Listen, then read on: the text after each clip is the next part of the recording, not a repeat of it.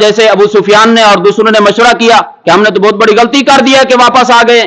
کیوں نہ ہو کہ مسلمان زخمی حالت میں ہیں اور ادھر سے ان کے کافی شہداء ہیں، وہ کمزوری کی حالت کے اندر ہیں، لہٰذا ہمیں واپس چلنا چاہیے اور دوبارہ مدینے کے اوپر حملہ کر کے مسلمانوں کو شہید کرنا چاہیے۔ یہ یہیں پر رات کو ہم مشورہ کر رہے تھے اور وہاں سے اللہ کے نبی کے ایک مخبر نے بات سن لی اور وہاں سے وہ آئے اور صبح صادق کے وقت آ کر اللہ کے نبی کو بتلا دیا۔ نبی علیہ الصلوۃ والسلام نے حضرت بلال کو اٹھایا اور فرمایا بلال مدینہ میں اعلان کر دو، صحابہ میں اعلان کرو کہ جہاد کے لیے نکلنا ہے۔ اب دیکھیں اسی رات کو مدینہ میں واپس آئے ہیں، پوری رات سوئے تک نہیں ہے، آرام اور سکون نہیں حاصل کیا۔ اللہ کے نبی کی طرف سے اعلان ہوتا ہے، ساتھ یہ شرط بھی لگا دی کہ اب یہاں سے نکلنا انہوں نے ہے جو غزوہ احد میں شریک تھے، جو غزوہ احد میں نہیں گئے تھے ان کو اب نکلنے کی اجازت نہیں ہے۔